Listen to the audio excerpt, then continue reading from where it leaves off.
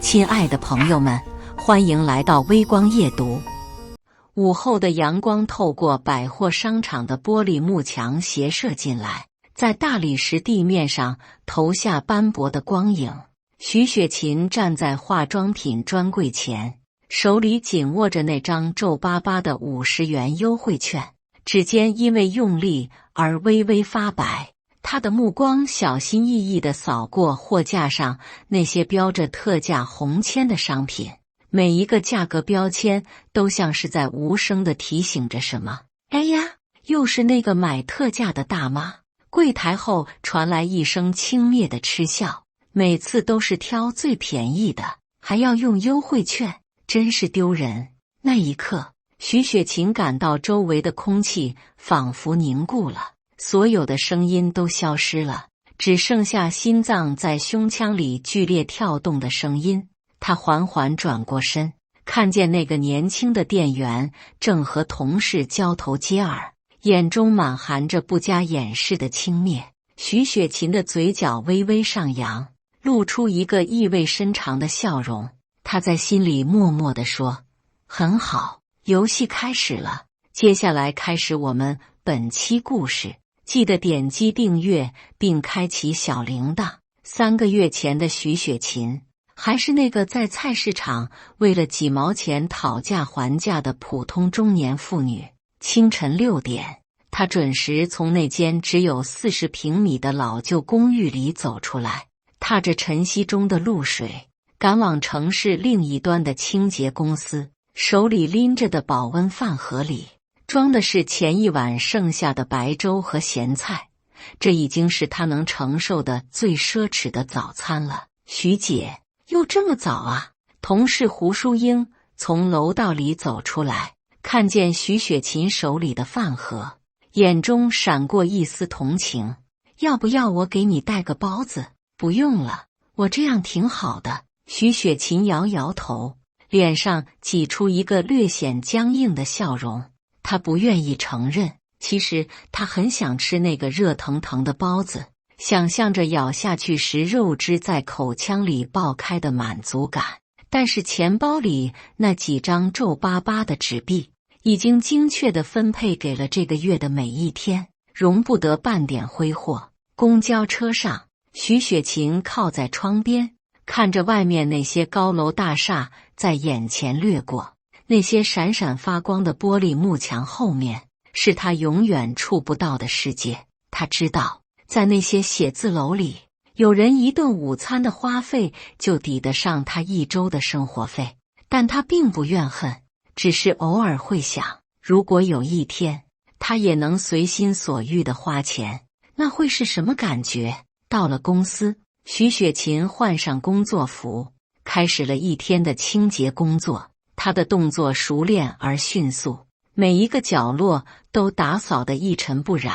这份工作虽然辛苦，但至少稳定，能让他在这个城市里有一个立足之地。中午休息时，徐雪琴坐在公司的小花园里，拿出手机查看银行卡余额。屏幕上显示的数字让他的心情沉重了几分，距离月底还有10天。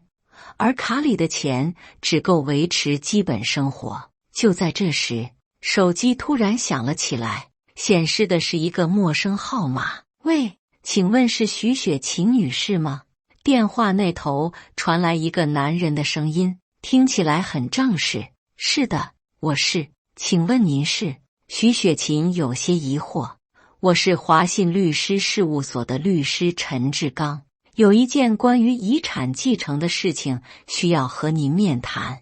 您的远房叔叔许国强先生在澳洲去世了，根据他的遗嘱，您是他财产的继承人之一。徐雪琴愣住了，手机差点从手中滑落。许国强，那个在他小时候偶尔会寄明信片回来的叔叔。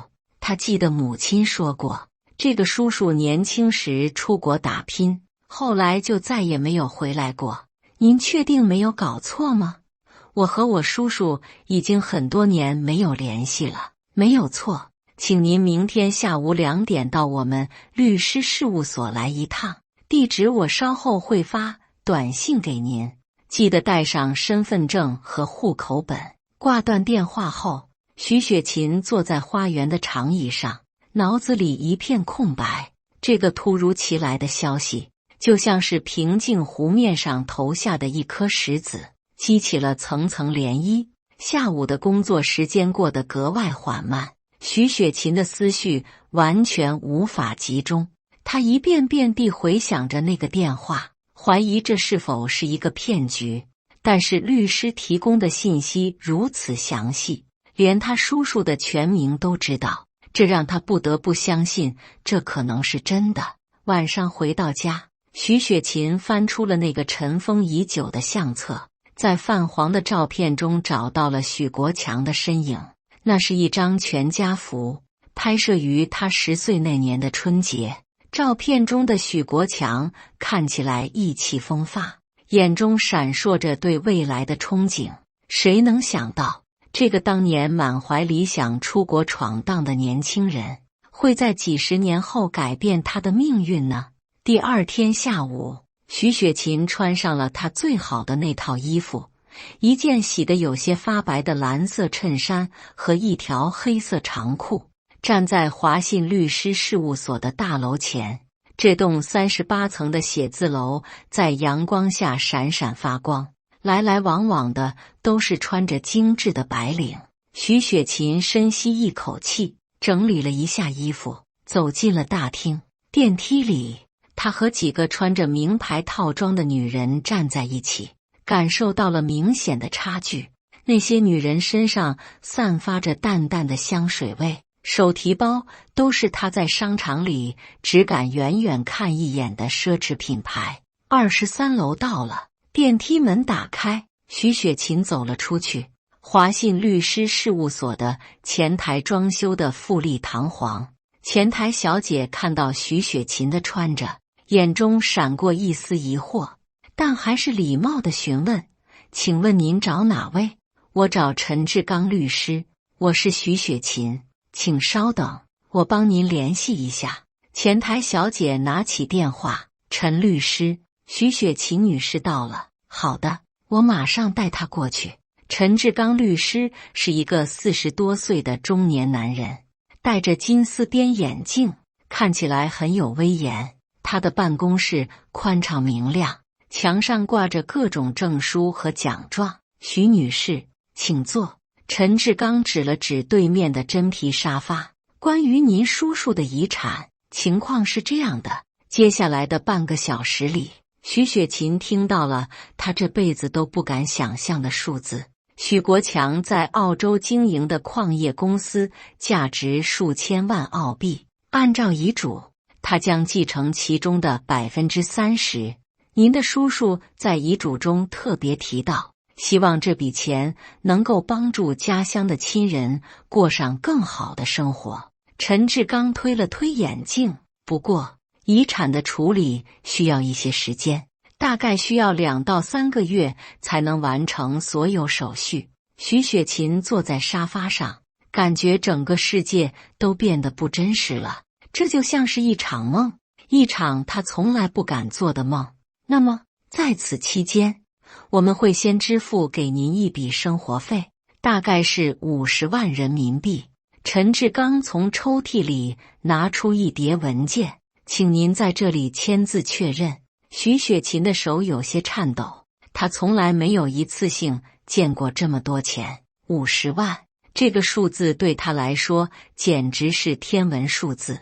签完字后，陈志刚告诉她，钱会在3个工作日内到账。徐雪琴走出律师事务所时，脚步有些飘忽，仿佛踩在云端上。回到家，徐雪琴坐在那张用了10年的旧沙发上，看着手里的文件，还是觉得不太真实。她拿出手机，想要打电话告诉谁这个好消息，却发现她的通讯录里除了同事，就是一些工作相关的联系人。原来这些年来，她一直都是一个人。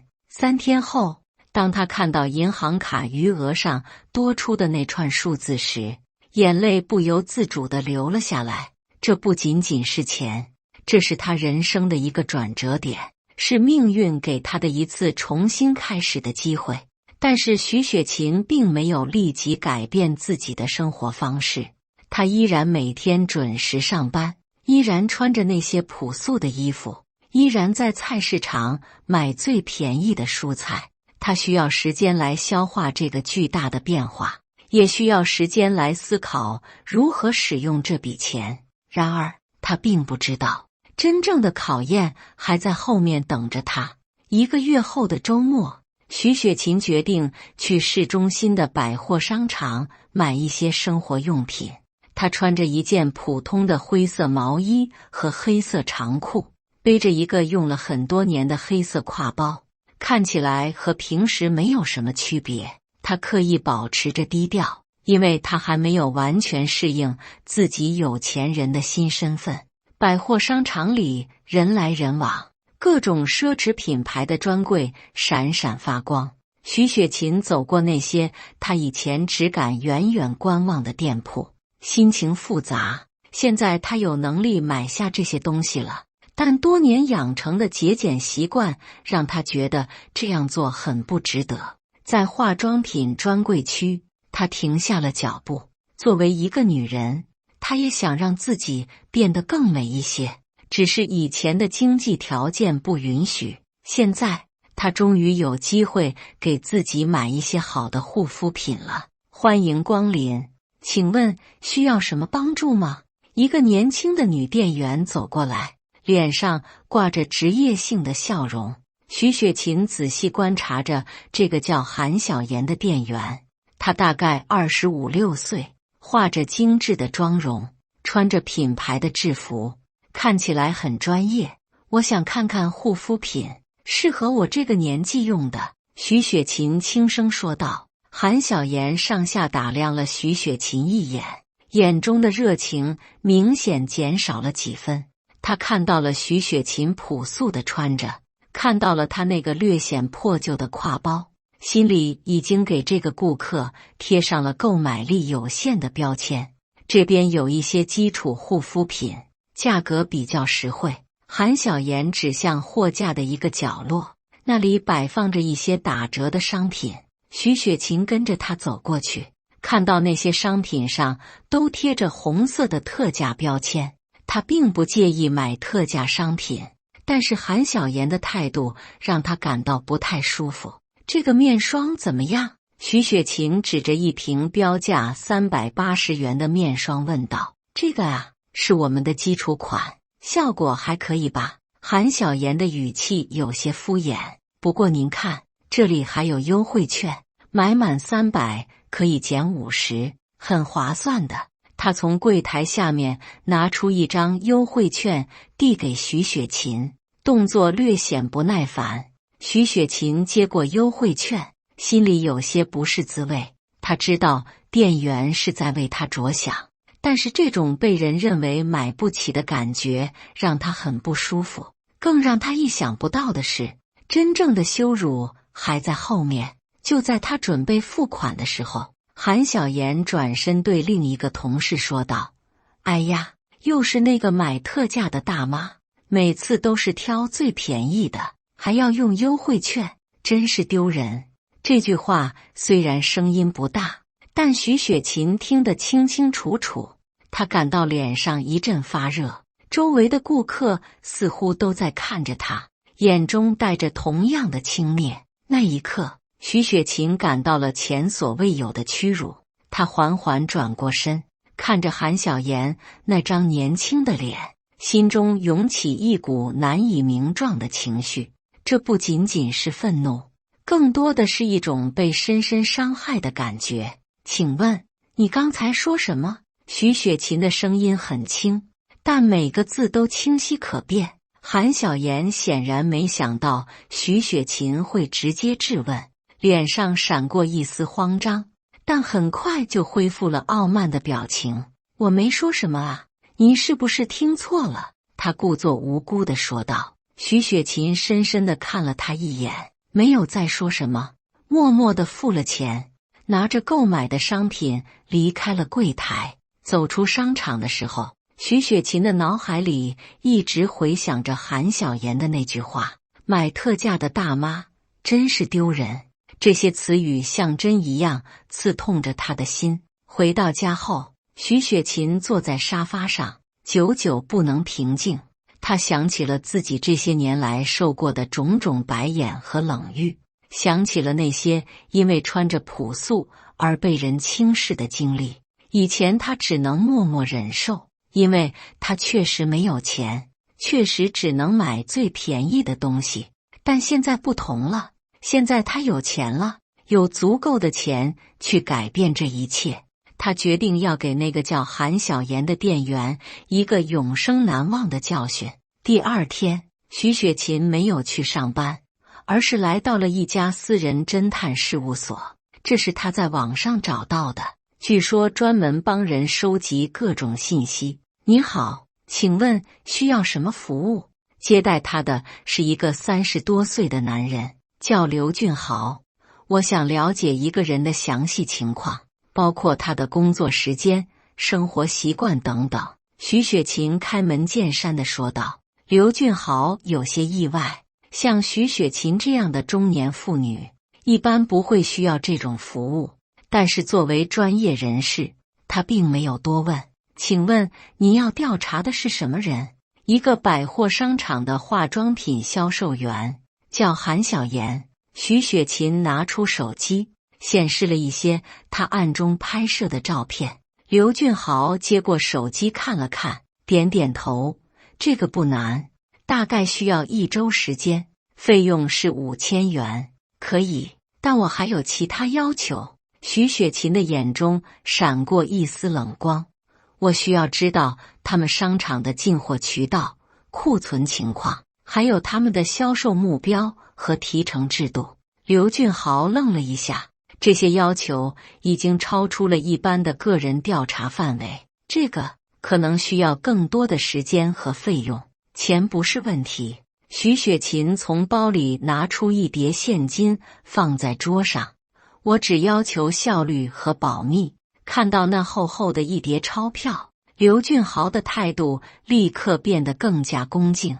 好的，我们一定会满足您的要求。1周后，徐雪琴收到了一份详细的调查报告，韩小妍的个人信息、工作情况，甚至是她的购物习惯都被详细记录在案。更重要的是，徐雪琴了解到了这家商场的运营模式。原来，这家商场的化妆品专柜采用的是代理销售模式，店员的收入很大程度上取决于销售业绩，每个月都有销售目标，完不成的话，不仅没有提成，还可能面临降薪甚至被辞退的风险。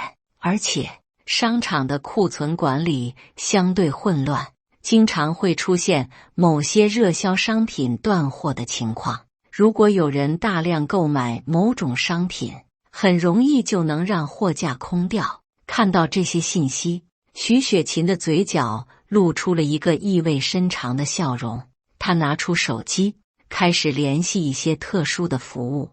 在这个信息发达的时代，只要有钱，很多看似不可能的事情都能办到。喂，是兼职代购服务吗？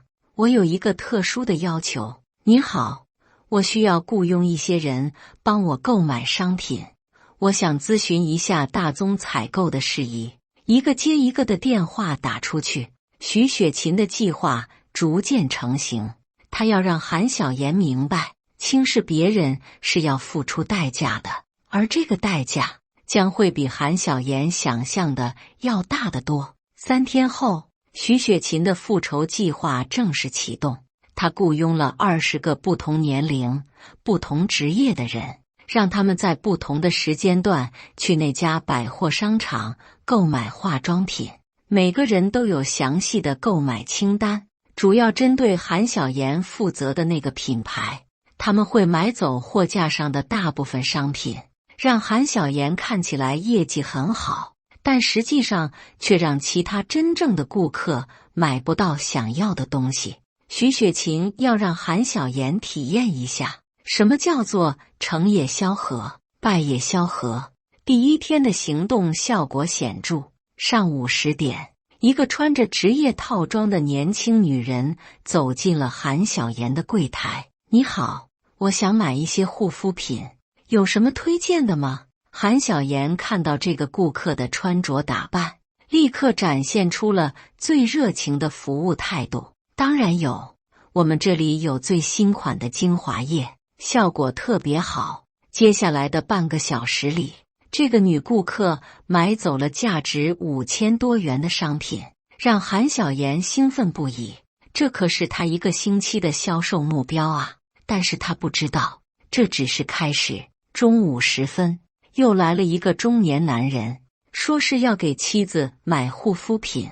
他同样大手笔地购买了很多商品，总价值超过了3000元。下午，陆续又有几个顾客来购买，每个人都买的很多。到了晚上下班的时候，韩小妍发现自己今天的销售额竟然超过了2万元，这是她入职以来的最好成绩。小妍，你今天怎么卖得这么好？同事徐宇轩羡慕地问道。我也不知道，可能是运气好吧。韩小妍得意地说道，心里想着这个月的提成肯定不少。但是第2天，问题就出现了。一个常客来买他常用的那款面霜，却发现货架上已经空了。怎么没货了？这款面霜我一直在用的。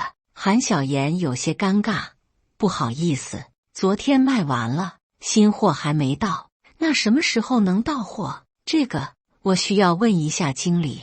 类似的情况一天发生了好几次，很多顾客都买不到想要的商品，只能失望地离开。韩小妍开始感到不安，这种情况她以前从来没有遇到过。更糟糕的是，商场经理刘建华找到了她。小妍，你们柜台的库存怎么回事？好几个品牌都断货了。经理，我也不知道啊，昨天突然来了很多顾客，一下子就卖光了。刘建华皱着眉头，这样下去不行，顾客买不到东西会投诉的，你赶紧联系供应商，让他们尽快补货。韩小妍连忙点头，但她心里很清楚，补货不是1天2天的事情，而且供应商那边也有自己的计划，不可能说补就补。就在他焦头烂额的时候，徐雪琴出现了。徐雪琴还是穿着那身朴素的衣服，背着那个旧挎包，看起来和上次没有什么区别。她慢慢走到韩小妍的柜台前，脸上带着淡淡的笑容。你好，我想买一些护肤品。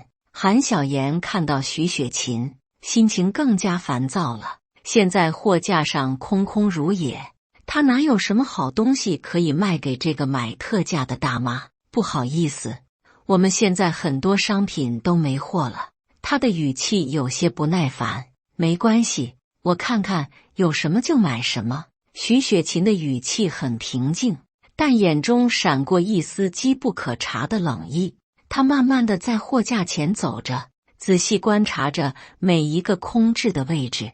这些空位置都是她精心安排的结果。这个面霜昨天还有的，怎么今天就没了？徐雪琴指着一个空架子问道。卖完了。韩小妍简短的回答。那这个呢？徐雪琴又指向另一个空位置。也卖完了。徐雪琴点点头，脸上的笑容更加明显了。她的计划正在按预期进行。看来你们生意很好啊，她意味深长地说道。韩小妍勉强挤出一个笑容。是啊，最近确实比较忙，但她心里清楚，这种忙并不是好事。销售额虽然上去了，但是断货的问题却让她面临着更大的压力。而且她隐隐感觉到，这一切似乎不是偶然。徐雪琴离开的时候留下了一句话，希望你们能尽快补货，我还会再来的。这句话听起来很普通，但不知道为什么，韩小妍感到了一丝不安。接下来的1周，韩小妍的日子越来越难过。每天都有大量的顾客来购买商品，销售额确实很高，但随之而来的断货问题也越来越严重，货架上经常是空的，真正需要商品的顾客买不到东西，投诉电话接连不断。更奇怪的是，那些大量购买的顾客似乎都有一个共同特点，他们买完东西后就消失了，从来不回来。这和正常的顾客行为完全不同，这到底是怎么回事？韩小妍对同事徐宇轩抱怨道，感觉像是有人故意在整我们。徐宇轩也觉得奇怪，是啊，我从来没见过这种情况。那些人买那么多化妆品干什么？又不是开店的。就在这时，商场经理刘建华再次找到了韩小妍。小妍，我们需要谈谈。他的表情很严肃。在经理办公室里，刘建华拿出一叠顾客投诉单。这个月你们柜台的投诉量是平时的5倍，都是因为缺货问题。韩小妍试图解释，经理，我们的销售额也是平时的3倍啊，这说明生意好，生意好是事实，但是顾客满意度下降也是事实。刘建华严肃地说道，你知道吗？有几个 VIP 顾客都说要换到别的商场购物了。这句话让韩小妍的心沉到了谷底。VIP 顾客是商场最重要的收入来源，失去他们的代价是巨大的，而且一旦口碑传播开来，影响的就不仅仅是他一个柜台了。那我该怎么办？韩小妍有些绝望地问道。想办法解决缺货问题，如果下个月情况还不改善，我们可能要考虑更换供应商，甚至更换销售员。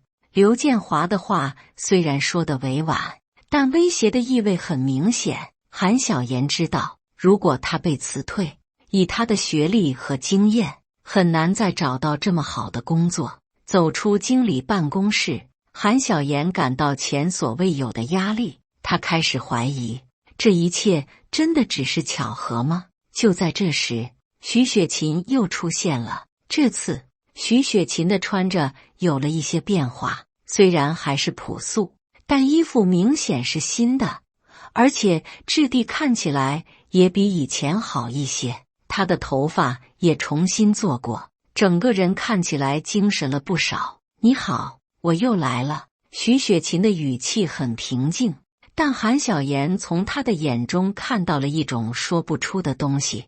你想买什么？韩小妍努力保持职业的微笑，但心里却很烦躁。我看看有什么新货。徐雪琴开始在柜台前慢慢走动，但是货架上依然空空如也，大部分位置都贴着缺货的标签。看来你们还是没有补到货啊。徐雪琴的语气带着一丝遗憾，但眼中却闪过一丝满意。韩小妍咬着牙说道，供应商那边有些问题，正在协调。哦，是吗？徐雪琴点点头，那我等等再来吧。不过我听说你们这个月的销售额很高。这个问题让韩小妍更加警觉，一个普通的顾客怎么会关心商场的销售数据？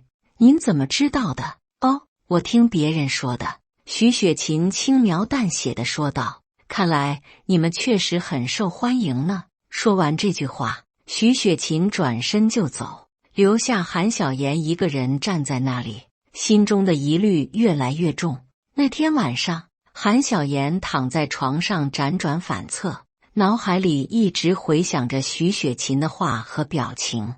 她有一种强烈的预感，这个看起来普通的中年妇女绝对不像表面上那么简单。但她万万没有想到，真正的大戏才刚刚开始。第3周，徐雪琴的计划进入了新阶段。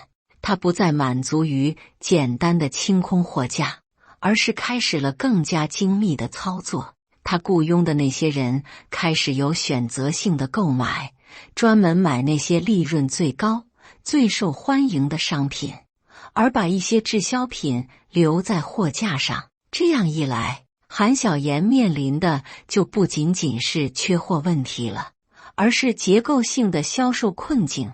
怎么回事？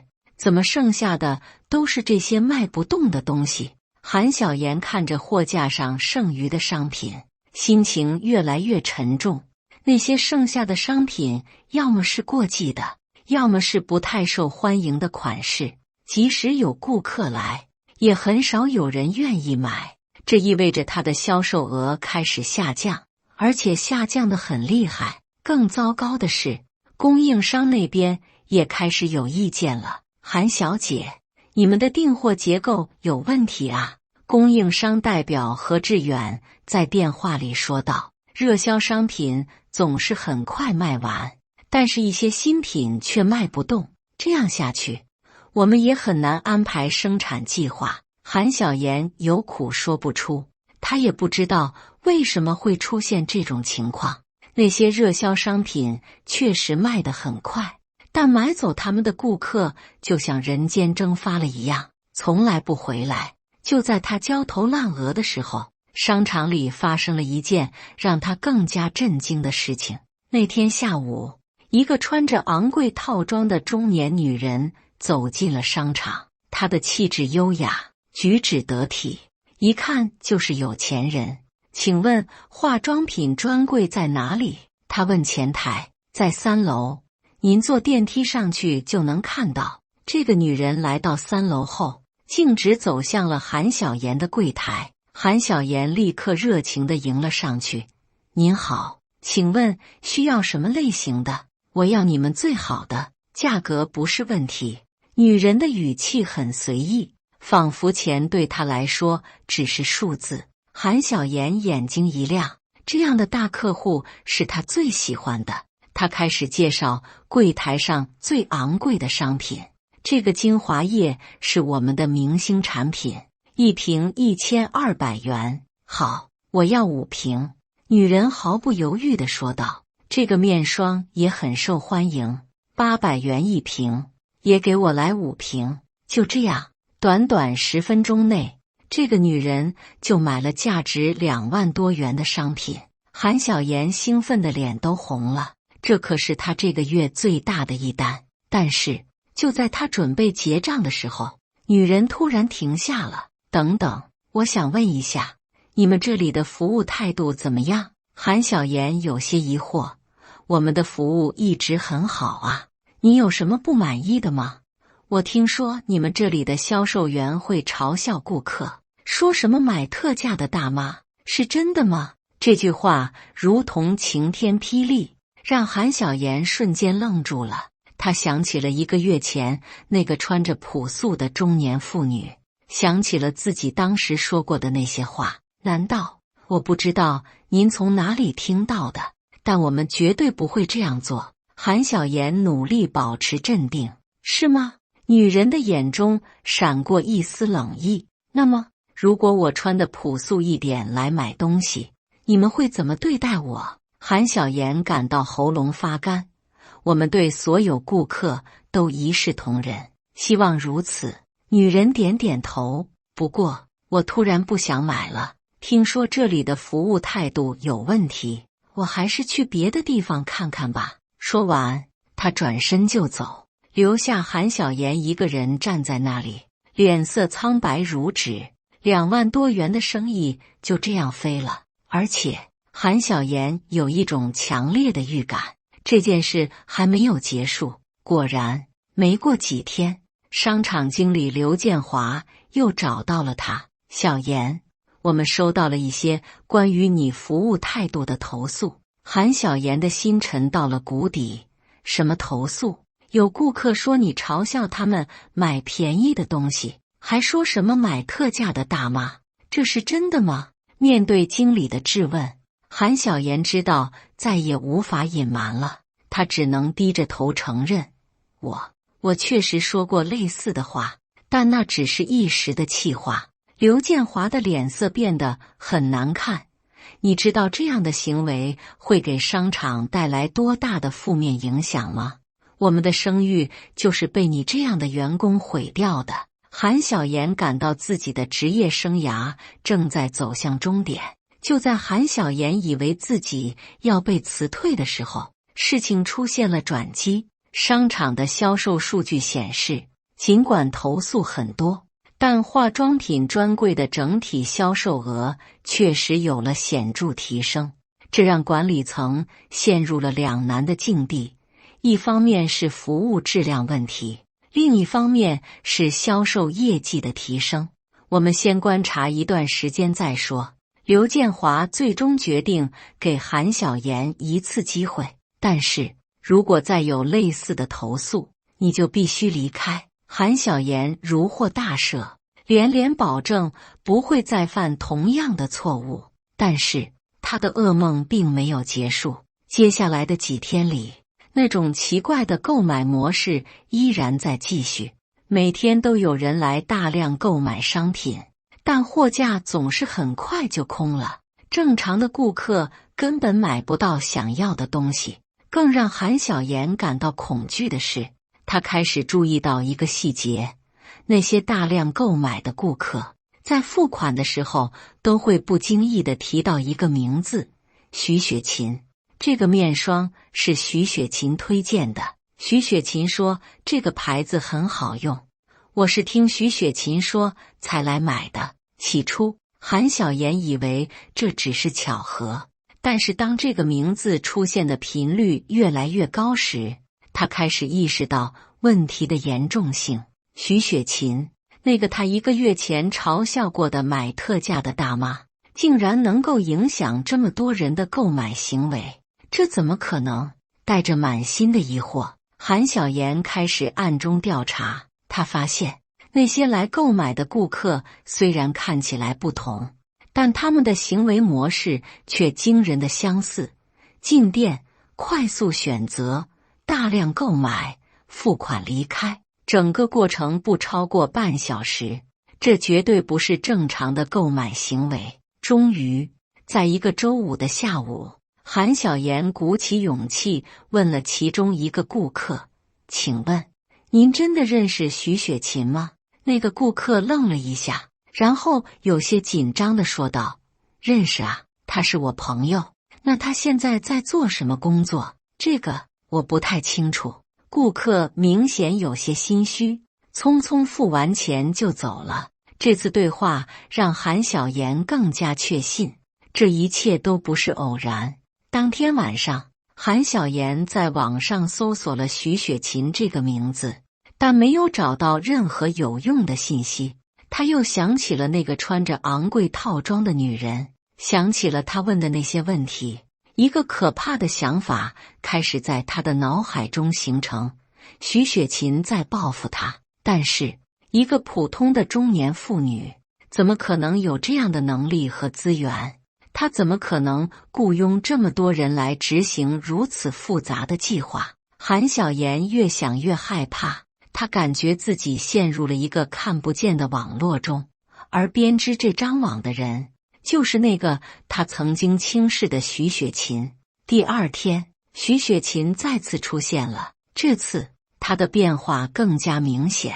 她穿着一套得体的深蓝色套装，手提一个看起来很昂贵的皮包，整个人的气质都发生了翻天覆地的变化。如果不是那张熟悉的脸，韩小妍几乎认不出这就是1个月前那个买特价的大妈。“你好。”徐雪琴的声音很平静，但韩小妍从中听出了一种说不出的威严。“你好。”韩小妍的声音有些颤抖。徐雪琴慢慢走到柜台前，仔细观察着货架上的商品，大部分位置依然是空的，只有一些滞销品孤零零地摆在那里。“看来你们的生意还是很好呢。”徐雪琴淡淡地说道。韩小妍不知道该如何回答，她感觉徐雪琴的每一个字都带着深意。“我想问一下。”徐雪琴转身看着韩小妍，“你还记得1个月前你说过的话吗？”这个问题让韩小妍的心脏几乎停止跳动。她当然记得那句“买特价的大妈”，真是丢人，至今还在他的脑海里回响。我不知道您在说什么。韩小妍试图否认，但声音明显发颤。徐雪琴笑了，那个笑容既优雅又冷漠。没关系，很快你就会明白的。月末的最后一天，商场里格外忙碌。韩小妍站在空荡荡的货架前，心情沉重的像压了一块巨石。这个月的销售数据已经出来了，销售额确实很高，但顾客满意度却创了新低。更要命的是，由于频繁的缺货，很多 VIP 顾客都转移到了其他商场。小妍，经理叫你过去一下。同事徐宇轩走过来，脸色有些凝重。韩小妍的心一沉，他知道这一天终于来了。在经理办公室里，刘建华的表情比以往任何时候都严肃。桌上放着厚厚的一叠文件，都是这个月的投诉记录。小妍，我们需要好好谈谈。经理，我知道您要说什么。韩小妍主动开口，这个月确实出了很多问题，但我真的已经很努力了。刘建华摇摇头，努力是一方面，但结果更重要。你知道吗？我们这个月流失了12个 VIP 顾客，他们的年消费总额超过80万。这个数字让韩小妍震惊了。他知道情况不好，但没想到会这么严重。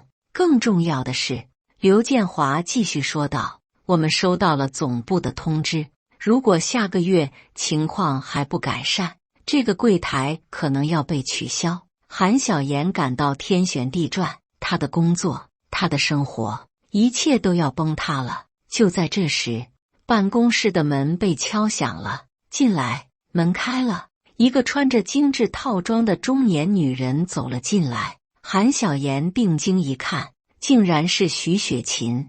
但此时的徐雪琴和1个月前相比，简直判若两人。她的穿着优雅，气质出众，手上戴着一块看起来很昂贵的手表。不好意思打扰了，我是徐雪琴。她的声音温和而自信。我想和您谈谈关于这个柜台的事情。刘建华有些疑惑，您是？我是这里的一个顾客，也是一个投资人。徐雪琴微笑着说道，我对这个柜台很感兴趣。韩小妍听到这句话，整个人都呆住了。投资人？徐雪琴是投资人？这怎么可能？1个月前，他还在为了几十块钱的优惠券斤斤计较，现在却说自己是投资人。请坐，请坐。刘建华立刻变得恭敬起来。你想谈什么？徐雪琴优雅地坐下，目光扫过韩小妍，然后看向刘建华。我了解到这个柜台最近遇到了一些困难，我想提出一个解决方案。什么方案？我愿意投资200万，重新包装这个柜台，但我有一个条件。刘建华的眼睛亮了。什么条件？徐雪琴慢慢转向韩小妍，眼中闪过一丝复杂的情绪。这位销售员必须离开。这句话如同晴天霹雳，让韩小妍彻底崩溃了。为什么？韩小妍颤抖着问道。你为什么要这样做？徐雪琴站起身，走到韩小妍面前，声音依然平静。你还记得1个月前你说过的话吗？买特价的大妈，真是丢人。韩小妍的脸色瞬间变得苍白如纸。我记得很清楚，徐雪琴继续说道。那天我只是想买一些护肤品，你却因为我的穿着而轻视我，嘲笑我。你知道那种感觉有多难受吗？我当时只是……韩小妍想要解释，但话到嘴边却说不出来。当时只是什么？只是看不起穷人，只是觉得买便宜东西的人不配得到尊重。徐雪琴的语气依然平静，但每个字都像刀子一样刺痛着韩小妍的心。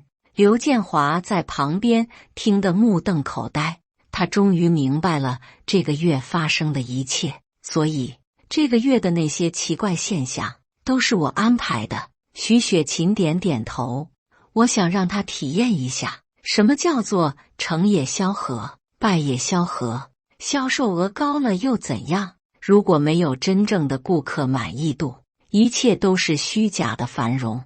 韩小妍这才恍然大悟，原来这一切都是徐雪琴的复仇计划。您到底是什么人？韩小妍颤抖着问道。我只是一个普通人，一个曾经被你嘲笑过的买特价的大妈。徐雪琴的眼中闪过一丝悲伤。但是我有一个你不知道的身份，我是一个继承了巨额遗产的人。他停顿了一下，继续说道，钱并不能改变一个人的本质，但它能让人看清楚这个世界的真相。我用钱证明了一件事，尊重不应该建立在财富的基础上，而应该建立在人格的基础上。刘建华完全被这个故事震撼了，他看着韩小妍，又看看徐雪琴，不知道该说什么。现在，徐雪琴转向刘建华，我的投资提议还有效，但我希望这个柜台能够真正做到对所有顾客一视同仁，无论他们穿着如何，购买力如何。刘建华连连点头，当然，我们一定会改进服务质量。徐雪琴最后看了韩小妍一眼，眼中既有胜利的满足，也有一丝不忍。我希望你能从这件事中学到一些东西。每个人都值得被尊重，无论他们的社会地位如何。说完，他转身离开了办公室，留下韩小妍一个人坐在那里，泪流满面。那一刻，韩小妍终于明白了什么叫做不要以貌取人，什么叫做善恶到头终有报。1个月后，徐雪琴的投资到位，化妆品柜台重新开业，新的销售团队接受了专业的服务培训，真正做到了对所有顾客一视同仁。而韩小妍在经历了这次教训后，也找到了新的工作。她在一家小型化妆品店当销售员，工资虽然不高，但她学会了真正的尊重每一个顾客。有时候，人生最宝贵的不是金钱，而是那些让我们成长的教训。徐雪琴站在商场的楼下，看着重新装修的柜台，心中五味杂陈。她的复仇成功了，但她并没有感到太多的快乐，因为她明白，真正的胜利不是打败别人，而是让这个世界变得更好一点。夕阳西下，徐雪琴走在回家的路上，心中默默地想，也许这就是叔叔留给他这笔遗产的真正意义，不是让他过上奢华的生活，而是让他有能力去改变一些不公平的事情。从此以后，每当有人因为外表而被轻视时，他都会想起这个故事，想起那句话，永远不要小看任何一个人，因为你永远不知道他们真正的能力。故事结束了，但他留下的思考却永远不会结束。在这个世界上，每个人都有自己的尊严，每个人都值得被善待，无论贫富贵贱，我们都应该以平等的心态去对待他人，因为你永远不知道，那个被你轻视的人，也许就是改变你命运的人。感谢大家的观看，本期故事精彩吗？欢迎大家在下方评论区吐槽。如果你喜欢这类故事，记得点击订阅微光夜读，并分享给更多的人，这会对我帮助很大。再次感谢大家的观看。